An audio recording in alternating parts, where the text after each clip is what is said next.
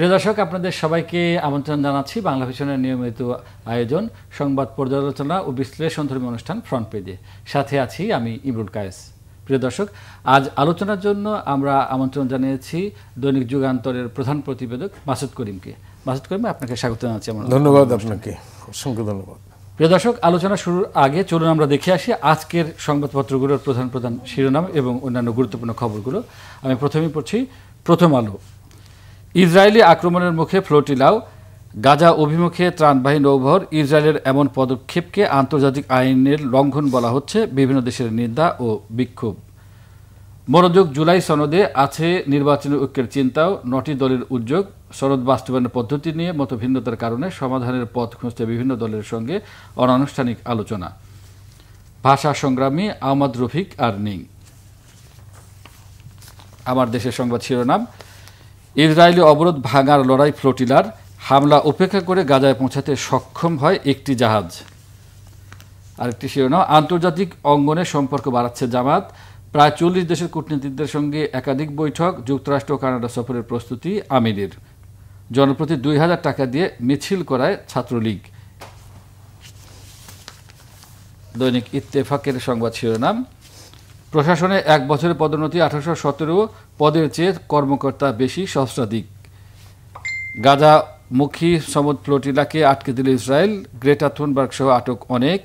বহরে থাকা একটি বাদে সব জাহাজকে তেল আবিব বন্দরে স্থানান্তর, বিশ্বজুড়ে বিক্ষোভ। সাগরে ঘূর্ণিঝড় শক্তি, 8 বিভাগে ভারী বর্ষণের আভাস। সমকালের সংবাদ শিরোনাম, বিশ্ববিবেক নাড়া দিল ফ্লোটিলা, গাজার পথে প্রবল বাধা, ইসরায়েলি আগ্রাসন। 16 বছর পর ফিলিস্তিনি জলসীমায় প্রথম নৌযান, আটক 443 জন। বিভিন্ন দেশে বিক্ষোভ, কূটনীতিক বহিষ্কার ও তলব। ইসরায়েলি বাহিনী আমাকে অপহরণ করেছে, থুনবার্গ আন্তর্জাতিক আইনের লঙ্ঘন বললেন বিশ্ব নেতারা। ওয়াশিংটনে এক কথা, ইসরায়েলে ফিরেই উল্টোটা। শহীদুল আলমদের কনসায়েন্স ফ্লোটিলা গাজামুখী, পাকিস্তানকে উড়িয়ে বিশ্বকাপ শুরু জ্যোতিদের। যুগান্তরের শিরোনাম, গাজামুখী ফ্লোটিলা নৌবহরে ইসরায়েলি হামলা, ক্ষোভে ফেটে পড়ছে বিশ্ব। ত্রাণবাহী জাহাজ আটকে দেওয়া জলদস্যুতার কাজ এরদোগান। ইসরায়েলি কূটনীতিক স্পেন বেলজিয়ামের তলব, কলম্বোর বহিষ্কার। আটক কর্মীদের অবিলম্বে মুক্তির আহ্বান কাতারের, আটক কর্মীরা সুস্থ, ইসরায়েলের দাবি। তাদের আরেকটি শিরোনাম, চীনের বন্দি দশা থেকে তরুণীর আকুতি, আরও বড় ক্ষতির হাত থেকে রক্ষা করুন। ইনকিলাবের সংবাদ শিরোনাম, ভোটে অংশ না নেওয়ার হুমকি কার এজেন্ডা, নির্বাচনেই মিলবে অর্থনৈতিক মুক্তি। এর একটি মন্তব্য প্রতিবেদন। হঠাৎ সংকটে জামাত, বিশেষ সংবাদদাতা। চীন ভারত নির্ভরতা থেকে সরে যুক্তরাষ্ট্রের সঙ্গে ঘনিষ্ঠতার আহ্বান বিএনপির। মানবজমিনের সংবাদ শিরোনাম, ফ্লোটিলা বহরে ইসরায়েলি হামলা, বিশ্বজুড়ে নিন্দা, বিক্ষোভ। বিমানবন্দরে সাংবাদিকদের সঙ্গে দুর্ব্যবহার, এনসিপি নেতাকর্মীদের সংবাদ সম্মেলন বর্জন। এক হচ্ছে না এনসিপি গণ অধিকার পরিষদ। কালের কণ্ঠ, হাসপাতালে বেঁধেতে 44 লাখ রোগী, শয্যা সংকটে ধুঁকছে স্বাস্থ্যসেবা। বিশেষ একটি প্রতিবেদন, আমাদের রাজনীতি কতটা ব্যবসা বান্ধব। আরেকটি শিরোনাম, একটি বাদে সব জাহাজ আটক, ফিলিস্তিনের গাজামুখী নৌবহর, গ্লোবাল সমুদ ফ্লোটিলায় নগ্ন হস্তক্ষেপ ইসরায়েলের। কালবেলা, বাস্তবায়ন পদ্ধতিতেই ঝুলছে জুলাই সনদ, আগামী সপ্তাহে কাজ শেষ করতে চায় ঐক্যমত্য কমিশন। 2 বিষয়ে গুরুত্বারোপ বিশেষজ্ঞদের। রোববার থেকে দলগুলোর সঙ্গে ফের বৈঠক। বিএনপি নির্বাচনে অংশ নেবে তারেক রহমানের নেতৃত্বে। বাংলাদেশ প্রতিদিনের সংবাদ শিরোনাম, আটকে গেল মানবতার বহর, ইসরায়েলে বাধায় পণ্ড গ্লোবাল সমুদ ফ্লোটিলা, একটি বাদে সব নৌযান আটক, বিশ্বজুড়ে নিন্দার ঝড়। ইসরায়েলের সব কূটনীতিক বহিষ্কার করল কলম্বিয়া। আমাদের রাজনীতি কতটা ব্যবসা বান্ধব, এটি মন্তব্য প্রতিবেদন। বিমানবন্দরের সাংবাদিক লাঞ্ছিত, এনসিপির সংবাদ বর্জন। দেশ রূপান্তর, তাদের শিরোনাম, তবু ভারতে রপ্তানি বেড়েছে, ভারতে বাংলাদেশের পণ্য রপ্তানির আয় অর্থবছর 2023-24। আরেকটি প্রতিবেদন, মানবিক অভিযাত্রায় অমানবিক ইসরায়েল। নয়াদিগন্তের সংবাদ শিরোনাম, নীতিগত স্থবিরতায় বিপর্যয়ের মুখে একমাত্র পাথর খনি, বিক্রি না হওয়া পাথরের পাহাড়। গাজামুখী নৌবহর আটকালো ইসরায়েল, ফ্লোটিলার অধিকার কর্মীদের আটকের প্রতিবাদে বিক্ষোভ ইউরোপে। মধ্য অক্টোবর দিল্লি যেতে পারেন সেনাপ্রধান। বণিক বার্তার সংবাদ শিরোনাম, বিদ্যুৎ চালিত মোটরযান শিল্পের প্রসারে নিবন্ধন পাচ্ছে ব্যাটারি চালিত থ্রি হুইলার, ইলেকট্রিক ভেহিকল শিল্প উন্নয়ন খসড়া নীতিমালা। একটি বাদে সব নৌযান আটক করেছে ইসরায়েল, প্রতিবাদে ইউরোপ জুড়ে বিক্ষোভ। ডেইলি স্টারের সংবাদ শিরোনাম, loan recovery from top 20 defaulters stalls by mid 2025, 6 state banks receive just 1.6% of annual recovery target. Global outcry as Israel stops Gaza-bound flotilla. এবং সর্বশেষ আমরা নিউ এজের সংবাদ শিরোনাম করব, new policy device to check corruption, ensure fair price, Israel to deport Gaza flotilla activists. প্রিয় দর্শক, আমরা শিরোনামগুলো জানলাম এবং অন্যান্য প্রধান খবর জানাবো। এবার আমরা আলোচনা যাচ্ছি বাসুদ করিম। আমরা দেখতে পাচ্ছি যে প্রথম আলো, যুগান্তর সহ সব পত্রিকায় যেটি দেখতে পাচ্ছি যে ইসরায়েলের আক্রমণের মুখে ফ্লোটিলা, অর্থাৎ যে ত্রাণবাহী ফ্লোটিলা যাচ্ছিল, সেখানে মানবাধিকার কর্মীরা ছিল, সবগুলো জাহাজ, একটি বাদে সবগুলো জাহাজ আটক করা হয়েছে এবং সেখানে যারা ছিলেন তাদেরও আটক করা হয়েছে। তো এই যে ত্রাণ পৌঁছাতে দিচ্ছে না গাজায়, ইসরায়েল যে হত্যাযজ্ঞ চালাচ্ছে, সেখানে অমানবিক জীবনযাপন করছে মানুষ, সেখানে ত্রাণ নিয়ে যাচ্ছিল এই মানবাধিকার কর্মীরা, সেটিও তারা আটকে দিল। এটি আসলে বিশ্বের হয়তো অনেক দেশই নিন্দা করছে, কিন্তু প্রতিরোধে কোনো পদক্ষেপ নিচ্ছে না। ধন্যবাদ। এই সমুদ্র ফ্লোটিলা এটা মাসখানেক আগে ইউরোপ থেকে রওনা করেছে, বিশেষ করে ইতালির বন্দর থেকে, এবং গ্রিস হয়ে এটা যখন কাছাকাছি গেছে গাজার, সেখানে যাওয়ার মধ্যেই তারা ইন্টারসেপ্ট করেছে, মানে বাধার সৃষ্টি করেছে ইসরায়েলি নৌবাহিনী, এবং তারা অনেক কয়েকজন, মানে মোট 50টার মতো জাহাজ ছিল, মানে অনেকগুলি দেশের, মানে অনেকগুলো জাহাজ ছিল সেখানে, সের মধ্যে ত্রাণবাহী ছিল। আপনারা জানেন যে গাজায় যে নির্বিচারে হামলা ইসরায়েল করেছে, এই হামলাটা শুরু করার পর থেকেই বিভিন্ন দেশ থেকে ত্রাণ দেওয়ার জন্য একটা স্থলজ চ্যানেল ছিল মিশর হয়ে, সেই দিকেও তারা ব্লক করেছে। তো এখন বিকল্প ছিল এই সমুদ্রপথে এই ত্রাণ পৌঁছে দেয়া, এবং সমুদ্রপথে ত্রাণ পৌঁছে দেওয়ার জন্য ত্রাণ কর্মীরা বিশ্বব্যাপী যারা অ্যাক্টিভিস্ট, বিভিন্ন অধিকার নিয়ে আন্দোলন করেন, পরিবেশই হোক, ত্রাণই হোক, মানবিক হোক, এইসব, তারা মিলে একটা কোয়ালিশন গঠন করে একটা সমুদ্র ফ্লোটিলা বা একটা জাহাজ বহর নিয়ে তারা সেই ত্রাণ পৌঁছে দেওয়ার জন্য তারা রওনা করেন। কিন্তু এটা বাধার মুখে পড়েছে এবং অধিকাংশ, মানে আপনি বলেন যে একটা জাহাজ কোনো মতে হয়তো গাজায় পৌঁছে গেছে, আর বাকি সব জাহাজ এই নৌবাহিনী যেটা ইসরায়েলের, তারা এগুলিকে দখল, মানে বলো যেটি জিম্মি করেছে। থুনা গ্রেটা থুনবার্গ, যিনি সুইডিশ পরিবেশ আন্দোলনের খুব নামকরা একজন, তাকেও তারা অপহরণ করেছে বলে উনি একটা ভিডিও বার্তায় জানিয়েছেন। তো এটা একটা দিক, যেটা দেখা যাচ্ছে যে এই ত্রাণের কাজেও তারা বাধা দিচ্ছে ইসরায়েল।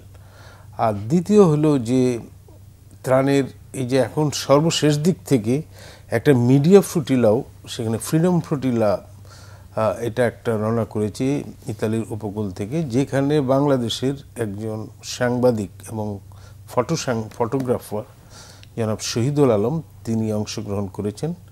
এবং ওনাদের এই জাহাজটা হয়তো গাজা অবধি পৌঁছতে 6-7 দিন আরও লেগে যাবে, রাস্তায় আছেন। মাঝে একবার একটু আমরা যেটা ফেসবুকে, এবং আমার সঙ্গে ওনার কিছু ব্যক্তিগত যোগাযোগও হয়েছে টেলিফোনের মাধ্যমে, উনি মোটামুটি ওনাদের জাহাজটা একটু ঝড়ের মধ্যে পড়েছিল, মানে আবহাওয়ার উপর, কন্ডিশনের উপর নির্ভর করে হয়তো 6-7 দিনের মধ্যে ওনারা গাজা পৌঁছবেন।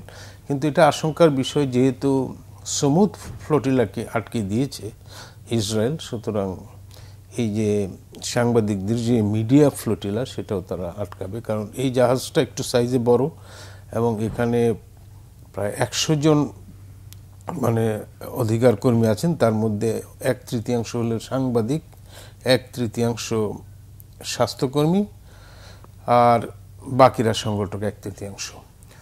এইটা প্রথমত ইসরায়েল যে বর্বর হামলাগুলি গাজাতে করেছে, আপনারা লক্ষ্য করেছেন যে এখানকার এটা মানব সভ্যতার ইতিহাসে, মানুষকে হত্যা করেছে, মানব সভ্যতার ইতিহাসে এত বড় কলঙ্কজনক অধ্যায় পৃথিবী প্রত্যক্ষ করল।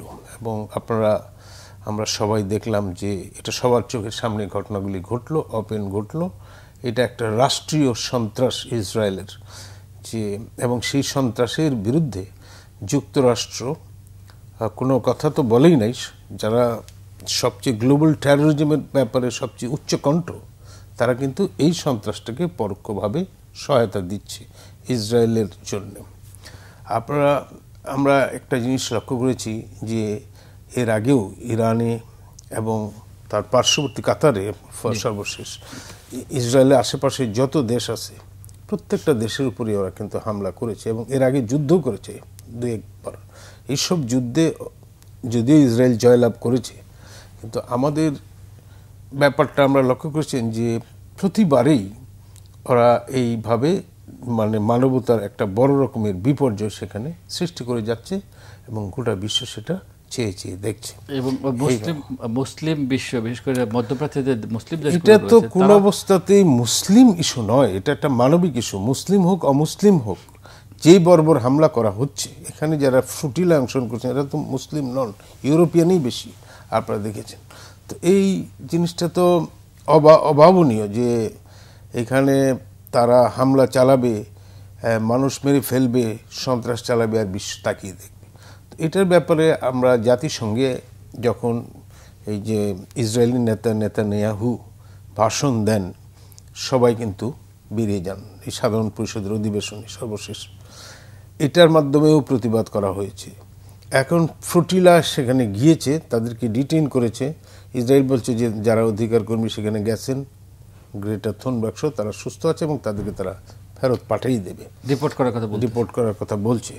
কিন্তু আমার কথা হলো, একটা মানুষের ত্রাণ পাওয়ার অধিকারও কি নাই? সেই অধিকারে যে সে হামলা করলো, বিশ্বব্যাপী নিন্দার ঝড় উঠলো। কিন্তু এখানে যে সমস্যাটা হলো যে বিশ্বের সবচেয়ে বড় যে দেশ, সেই দেশটাই কিন্তু এটার বাধা সৃষ্টি করছে। আপনি যখন ইসরায়েলের বিরুদ্ধে কোনো পদক্ষেপ নিতে যাওয়া হয় নিরাপত্তা পরিষদ থেকে, তখনই যুক্তরাষ্ট্র সেখানে ভ্যাটু প্রয়োগ করে। যেহেতু নিরাপত্তা পরিষদের 5টি সদস্য রাষ্ট্র, যে কোনো একটা রাষ্ট্র ভ্যাটু প্রয়োগ করলে সে সেখানে পাশ হয় না। আর এটা এখন দেখবেন যে গত যে সাধারণ পরিষদের অধিবেশন হলো, তার আশেপাশের সময়ে অনেকগুলি ইউরোপিয়ান দেশ এই প্যালেস্টাইনি রাষ্ট্র প্রতিষ্ঠার প্রতি এবং তাদেরকে রাষ্ট্রীয়ভাবে স্বীকৃতি পর্যন্ত দিয়েছে। ইউকের মতো দেশ, যারা সবচেয়ে বড় এলাই, যুক্তরাষ্ট্রের সবচেয়ে বড় বন্ধু রাষ্ট্র, সেই যুক্তরাজ্যও কিন্তু প্যালেস্টাইনকে স্বাধীন রাষ্ট্র হিসেবে স্বীকৃতি দিয়েছে। ইউরোপের অন্যান্য দেশ তো দিয়েছে। তো এরপরও এটা নিরাপত্তা পরিষদে পাশ করানো যাচ্ছে না যুক্তরাষ্ট্রের বাধার কারণে। আমাদের মতো দেশ, আমরা বাংলাদেশ, আমরা সবসময় বাংলাদেশের জনগণ এবং সরকার একেবারে শুরু থেকেই ফিলিস্তিনের জনগণের যে ন্যায়সঙ্গত অধিকার এবং ফিলিস্তিন রাষ্ট্র প্রতিষ্ঠার যে অধিকার, সেটাকে সমর্থন দিয়ে আসছে। আমরা যেটা মনে করি যে এটা একটা দ্বিরাষ্ট্রীয় সমাধান করা উচিত। স্বাধীন ফিলিস্তিন রাষ্ট্র গঠন করতে হবে পূর্ব জেরুজালেমকে রাজধানী করে, এবং যে সমস্ত এলাকায়, এটা ওয়েস্ট ব্যাংকই হোক আর গাজাতেই হোক, যে সমস্ত এলাকা ইসরায়েলি বাহিনী অধিকৃত করেছে, অর্থাৎ 60-এর দশকের যে অরিজিনাল মানচিত্র, সে অধিকৃত অঞ্চল থেকে ইসরায়েলি বসতি বা ইহুদি বসতি অপসারণ করে সেইখানে পূর্ব জেরুজালেমকে যদি রাজধানী করে স্বাধীন ফিলিস্তিনি রাষ্ট্র ঘোষণা করা হয়, তাহলে এই সমস্যার স্থায়ী সমাধান হতে পারে। কিন্তু সেই স্থায়ী সমস্যা সমাধানের পথে যুক্তরাষ্ট্র সেরকম কোনো ভূমিকা রাখছে না বিধায় ইসরায়েল যাচ্ছে তাই করে যাচ্ছে। যখন যাকে খুশি আক্রমণ করে, যে আক্রমণটা সর্বশেষ কাতারে করেছে, কিছুদিন আগে বেশ কয়েকজন নেতাকে হত্যা করেছে ইরানে। তো আমরা এটা মনে করি যে এর বিরুদ্ধে যে গ্লোবাল ফ্রুটিলা যে একটা ক্যাম্পেইন করেছে, এটা হয়তো ত্রাণ তারা পৌঁছে দিতে পারে নাই, বা সাহায্য এখন যে হারে ধ্বংসযজ্ঞ পরিচালনা করেছে সেখানে অবশ্যম্ভাবী মানে মানুষের যে মৌলিক জীবন রক্ষাকারী ত্রাণ, একটা হলো খাদ্য আর একটা হলো চিকিৎসা, এই দুইটা জায়গায় বাধাগ্রস্ত করছে। তার মানে এটাও কিন্তু একটা মানে আন্তর্জাতিক রীতিনীতি। যুদ্ধের ক্ষেত্রেও আপনি যদি যুদ্ধও করেন, যুদ্ধের ক্ষেত্রেও কিন্তু কিছু নিয়মকানুন আছে, সেটা বলে আন্তর্জাতিক মানবিক আইন, ইন্টারন্যাশনাল হিউম্যানিটেরিয়ান ল। এবং এই বিষয়ে আমি অধ্যয়ন করেছি বিভিন্ন বিশ্ববিদ্যালয়ে, বিদেশি বিশ্ববিদ্যালয়ে। সেই অনুযায়ী আপনি কোনো মরদেহের প্রতি অসম্মান করতে পারবেন না যুদ্ধে, বন্দীদের প্রতি খারাপ ব্যবহার করতে পারবেন না, তাকে মানে যিনি আহত বা বন্দী বা তার চিকিৎসা বা তার যে খাদ্য, তার যে সমস্ত বেঁচে থাকার যে রাইটগুলি আছে সেগুলি এনশিওর করতে হবে। কিন্তু ইসরায়েল এইগুলি কোনো তোয়াক্কা করছে না। সুতরাং আমি মনে করি যে এই মুহূর্তে সারা বিশ্বের মানুষের এই ইসরায়েলের বিরুদ্ধে ধিক্কার এবং সোচ্চার জানানো উচিত এবং স্বাধীন ফিলিস্তিনি রাষ্ট্র প্রতিষ্ঠার মাধ্যমেই মধ্যপ্রাচ্য সংকটের সমাধান করা উচিত। গত 100 বছর ধরে এই প্যালেস্টাইনি মানুষ সংগ্রাম করে আসছে তাদের অধিকারের জন্য।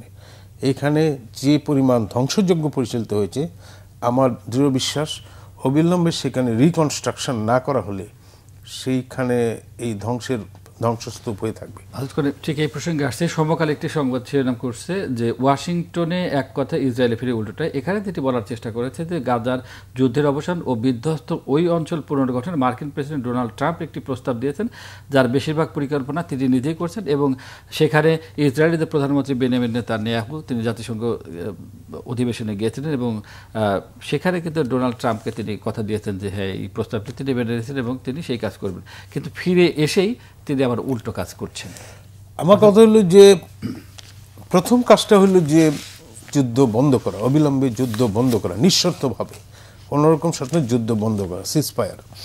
দ্বিতীয় কথা হলো যে স্বাধীন ফিলিস্তিনি রাষ্ট্র গঠনের যে প্রক্রিয়াটা সেটাকে অবশ্যই সচল করতে হবে। এটা আন্তর্জাতিক ফোরামে, বিশেষ করে সিকিউরিটি কাউন্সিলে যুক্তরাষ্ট্র যাতে কোনোরকম ভেটো না প্রয়োগ করে সেই জাতীয় সমঝোতা যুক্তরাষ্ট্রকে যেতে হবে। তারা যদি প্রেসিডেন্ট ট্রাম্প যদি এখানে শান্তি চান তাহলে আমি মনে করি এই স্বাধীন ফিলিস্তিনি রাষ্ট্র প্রতিষ্ঠার কোনোরকম বাধা দেওয়া তার পক্ষে উচিত হবে না। কারণ তিনি তো বলছেন তাকে নাকি 7 বার শান্তি পুরস্কার দেওয়া দরকার, নোবেলের। অনেক যুদ্ধ তিনি থামিয়েছেন, তাহলে এই যুদ্ধটাও তাকে, গাজার যুদ্ধটাও তাকে থামাইতে হবে, কারণ এটাকে তারাই স্পন্সর করছে। এবং প্রেসিডেন্ট মানে ইসরায়েলি প্রাইম মিনিস্টার নেতানিয়াহুকে ওনাদের উপরে, শক্তির উপর ভর করে ওরা এই সব প্রস্তুত করছে। সুতরাং যখন যুক্তরাষ্ট্র সিকিউরিটি কাউন্সিল এবং সামরিক এবং অর্থনৈতিক দিক থেকে বিশ্বের প্রধান পরাশক্তি, সুতরাং তার দায়িত্ব বেশি রয়েছে।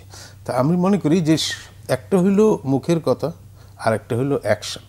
তাকে কাজে প্রমাণ করতে হবে যে এখানে যুদ্ধ বন্ধ হয়েছে এবং শান্তির যে রোডম্যাপ, সেই অর্থাৎ স্বাধীন ফিলিস্তিনি রাষ্ট্র প্রতিষ্ঠা করা, পূর্ব জেরুজালেমকে রাজধানী করে এবং দ্বিরাষ্ট্রীয় সমস্যার সমাধানের পথে ইসরায়েলকে চাপের মুখে রাজি করার দায়িত্বটা যুক্তরাষ্ট্রের রয়েছে। আর তৃতীয় হইল যে যুদ্ধ বন্ধ হওয়ার পরে সেখানে যাতে অবাধে ত্রাণ সামগ্রী পৌঁছাতে পারে মানুষের জীবন রক্ষা করার জন্যে।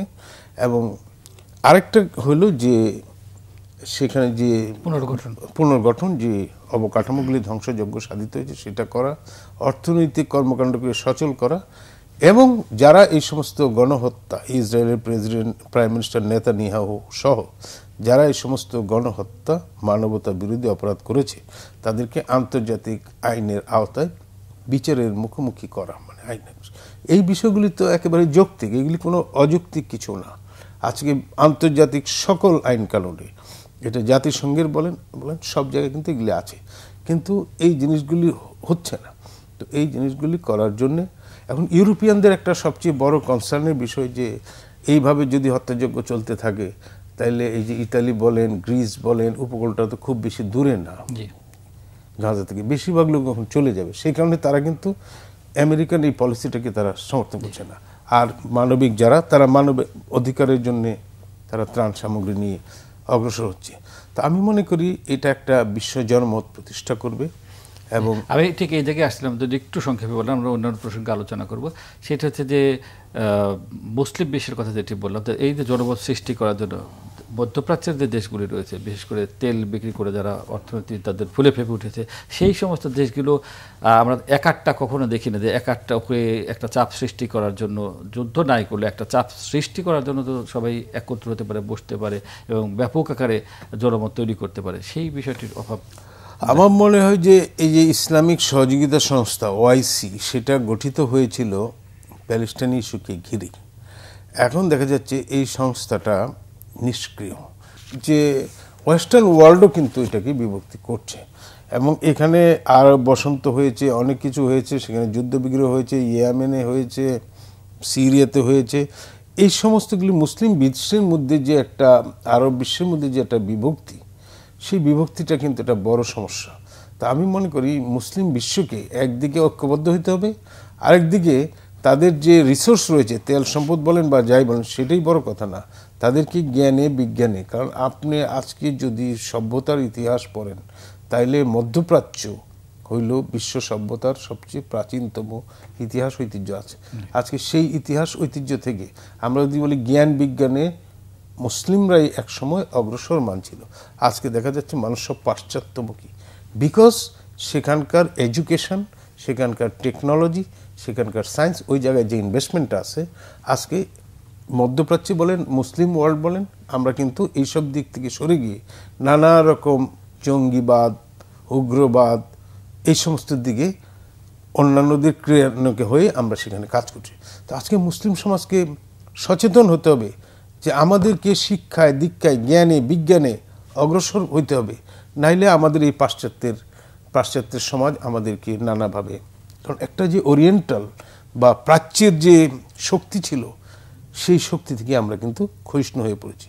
সুতরাং একদিকে আমি বলবো যে প্রাচ্যের শক্তি, এশিয়ার শক্তি, আর একদিকে আমি বলবো মুসলিম সমাজকে একটা অগ্রসরমান সমাজের জন্য কাজ করতে হবে, যাতে আমাদেরকে উপযুক্ত করে গড়ে তুলতে হবে, যাতে আমাদের এই ধরনের ইহুদি, খ্রিস্টান বা অন্যান্য যারা পশ্চিমা জগৎ আছে, তাদের সাথে আমাদের মানে তুলনা করে বা যোগ্যতা দিয়ে আমরা এগিয়ে যেতে পারি। মাসুদ করিম, আপনার প্রধান প্রতিবেদকের পাশাপাশি কূটনৈতিক প্রতিবেদকও তো দৈনিক ইনকিলাব একটা শিরোনাম করছে, চীন ভারত নির্ভরতা থেকে সরে যুক্তরাষ্ট্রের সঙ্গে ঘনিষ্ঠতার আহ্বান বিএনপির। ওয়াশিংটন টাইমসকে তিনি একটি সাক্ষাৎকার দিয়েছেন, সেইটার আলোকে এই নিউজটি, এই খবরটি ইনকিলাব করেছে।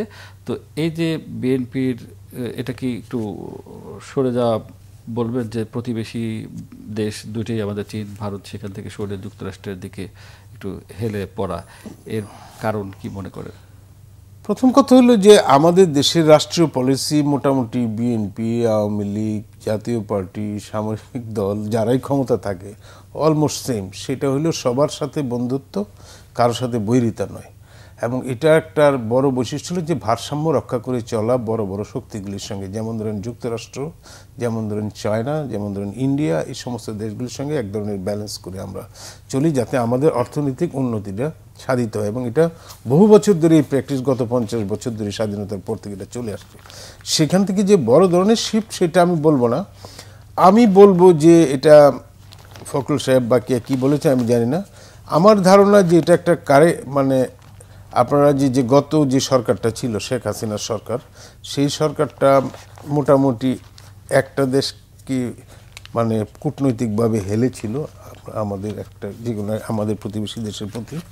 তো সেটা কারণে, এবং চায়নার প্রতি অনেকে মানে আমেরিকানরা বলে হেলেছিল, সে কারণে আমেরিকানদের একটা বড় অভিযোগ ছিল যে আমাদের সাথে তাদের সম্পর্কটা আরও ভালো করা। তো এইখানে যে গত বছর যে আমাদের দেশে যে গণ অভ্যুত্থান হয়ে গেল, সেই ছাত্রদের নেতৃত্বে, সেই অভ্যুত্থানের পরবর্তী পরিস্থিতিতে এটা যুক্তরাষ্ট্রের সাথে যে অবিশ্বাসের সম্পর্কটা ছিল, সেটা দূর করার কিন্তু একটা সুযোগ সৃষ্টি হয়েছে। আপনারা তো জানেন যে শেখ হাসিনার কী রকম ক্রিটিক্যাল ছিলেন আমেরিকার ব্যাপারে। তো আমাদের যুক্তরাষ্ট্র তো একটা বিশ্বের একটা সবচেয়ে অর্থনৈতিক এবং সামরিক শক্তিধর দেশ, তার সঙ্গে সম্পর্কটা আমাদের খুব ইম্পর্টেন্ট। আমাদের বিপুল সংখ্যক জনগোষ্ঠী আমি বলবো যে অনেক সেখানে স্থায়ীভাবে বসবাস করেন, বাংলাদেশি অরিজিন। তারপরে আমাদের এক্সপোর্টের একটা বড় ডেস্টিনেশন হলো যুক্তরাষ্ট্র। যুক্তরাষ্ট্র যে পথে চলে, পুরা ওয়েস্ট এক পথে চলে। সো আমার স্বার্থ সেখানে যুক্তরাষ্ট্রের সঙ্গে ভালো সম্পর্কটা আমাদের গুরুত্বপূর্ণ একটা উপাদান। সেই দিক থেকে আমি বলবো যে ইমব্যালেন্স করে না যে আমি যুক্তরাষ্ট্রের সম্পর্ক করব কিন্তু চায়নার সাথে না, ইন্ডিয়ার সাথে না, তা না। আমি বলছি পারফেক্ট ব্যালেন্সের মধ্যে দিয়ে যুক্তরাষ্ট্রের সাথে সম্পর্কের যে একটা অবনতির ভাব ছিল সেটা দূরীভূত, ক্লাউড ছিল আমি বলবো। এটা সম্পর্ক ভালোই ছিল, এক ধরনের মেঘাচ্ছন্ন ছিল সম্পর্কের মধ্যে আকাশ, যে কারণে একটা আস্থার সংকটও দেখা দিয়েছে। নানা রকম পদক্ষেপও আমাদের বিরুদ্ধে ওয়াশিংটন নিয়েছে, আপনারা দেখেছেন গত সরকারের আমলে। তো সেই জায়গাগুলি থেকে যদি আমরা সরে আসতে পারি এবং যুক্তরাষ্ট্রের সাথে যদি আমরা একটা সুসম্পর্ক তৈরি করতে পারি, সেটা আমাদের অর্থনীতির জন্য কৌশলগত দিক থেকেও ভালো হবে। কিন্তু তার মানে এই না যে আমরা চায়নাকে দূরে সরিয়ে দেবো বা ইন্ডিয়াকে দূরে সরিয়ে দেবো বা অন্যান্য শক্তি থেকে। আমরা অবশ্যই একটা পারফেক্ট ব্যালেন্স সৃষ্টি করতে হবে আমাদের ফরেন পলিসিতে, যেটা আমার জাতীয় স্বার্থকে রক্ষা করে। আপনার ফরেন পলিসিতে একটা কথা সবসময় বলা হয় যে জাতীয় স্বার্থ সবসময় সবার উপরে, সম্পর্কে হয়তো ওঠানামা করতে পারে, এক দেশের সাথে আজকে বাড়ছে পরের আরেকবার কমছে, এরকম ওঠানামা থাকে, আপস এন্ড ডাউনস, কিন্তু জাতীয় স্বার্থ কখনো চেঞ্জ হয় না, এটা স্থিরকৃত। সুতরাং আমার ফরেন পলিসি হইতে হবে আমার জাতীয় স্বার্থকে সামনে রেখে। জি, আরেকটা প্রসঙ্গে সেটা হচ্ছে যে আমার দেশের একটি প্রতিবেদন করেছে আন্তর্জাতিক অঙ্গনে সম্পর্ক বাড়াচ্ছে জামাত, প্রায় 40 দেশের কূটনীতিকদের সাথে একাধিক বৈঠক করেছে এবং যুক্তরাষ্ট্র কানাডা সফরের প্রস্তুতি নিচ্ছে দলটির আমির। তা আমরা দেখেছি যে জামাত সম্পর্কে বিশেষ করে পশ্চিমা বিশ্বের এক ধরনের দৃষ্টিভঙ্গি ছিল, সেই দৃষ্টিভঙ্গিটা কি কাটানোর জন্য এসব উদ্যোগ? দেখেন, জামাতে ইসলামী গত আমলে তারা খুব ভালো ছিল আমি বলবো না, কারণ তাদের বড় বড় নেতাদের বিচার হয়েছে এবং তারা অনেকে ফাঁসি হয়েছে এবং যুদ্ধাপরাধের বিচারের কারণে। তো এই সময়টা হইল আমার দেখা সবচেয়ে বড় সুসময় জামাতের জন্য। সর্বশেষ যেটা দেখলেন যে ঢাকা বিশ্ববিদ্যালয় এবং জাহাঙ্গীরনগর বিশ্ববিদ্যালয়ে জামাতে ইসলামী ছাত্র শিবির একটা অ্যাবসলিউট মেজরিটি তারা পেল এবং তাদের মধ্যে একটা চাঙ্গা ভাব এসে গেছে এবং ওরা চিন্তা করছে যে আন্তর্জাতিক সমাজের কাছে তারা যে একটা কট্টরপন্থী আইডেন্টিটি এবং বাংলাদেশের অভ্যন্তরীণ সমাজের মধ্যে তাদের যে মানে স্বাধীনতার বিরোধিতা করার যে আইডেন্টিটি, সেই জায়গাগুলিতে হয়তো তারা এক ধরনের আমি বলবো যে পুনর্নির্মাণ, মানে সেটা তারা পজিশন চেঞ্জ করছে তা নয়, সেটাকে এক ধরনের প্রলেপ দেওয়ার চেষ্টা তো তারা অবশ্যই করবে। কারণ আগামী দিনে যদি তারা ক্ষমতায় যাক বা না যাক, অন্তত বিরোধী দলের আসনেও যদি প্রধান হতে পারে, সেক্ষেত্রেও তো একটা গ্লোবাল রিকগনিশন লাগবে। কারণ তাদের যে রাজনৈতিক ধাঁচ, সেই ধাঁচটা কে যে তারা যে অধিকতর উদার ভাবাপন্ন, সেই জন্য হয়তো তারা হয়তো এক্সপ্লেন করতেছে যে হোয়াট দে আর ডুইং, যাতে অন্যান্য দেশগুলির সাথে মিলে চলা যায়। এবং পশ্চিমাদেরও এই ধরনের ব্যাপার যে আমাদের দেশেই প্রথম তা নয়, ইসলামিক রাজনৈতিক দলগুলিকে তারা গ্রহণ করে এবং তাকে ব্যবহার করার ইতিহাস তো আমাদের আশেপাশে অনেক দেশই আছে, আপনারা দেখেছেন যে সেখানে, এবং মধ্যপ্রাচ্যও তারা করেছে। তো তারা এখানে কি ধরনের ভূমিকা পালন করে, কারণ সবাই তো বোঝার চেষ্টা করতেছে, মানে যারা যেসব দেশের সাথে কূটনীতিকদের সাথে বৈঠক করছেন জামাতের আমির, সেখানে তারা নিশ্চয়ই বোঝার চেষ্টা করতেছে what actually Jamaat is thinking. Because এখনকার রেজিমের উপর, মানে এই অন্তর্বর্তী সরকারের উপর জামাতের ব্যাপক প্রভাব রয়েছে, সেটা তো বোঝাই যাচ্ছে। তো সেই সব দিক থেকে বর্তমান বাস্তবতায় তারা হয়তো একটা মানে অভ্যন্তরীণভাবে যেমন কাজ করছে, বাইরেও তারা কাজ করবে, সেটাই মনে হচ্ছে আর কি। ধন্যবাদ মাসুদ করিম আমাদের সময় দেওয়ার জন্য। প্রিয় দর্শক, দেখতে দেখতে আমাদের অনুষ্ঠানের একদম শেষ প্রান্তে চলে এসেছি। আমাদের এই অনুষ্ঠানটি প্রতিদিন সকাল 9:20 প্রচার হয়, দেখার আমন্ত্রণ জানিয়ে আজ এখানেই শেষ করছি। সবাই ভালো থাকুন, সুস্থ থাকুন, আল্লাহ হাফেজ।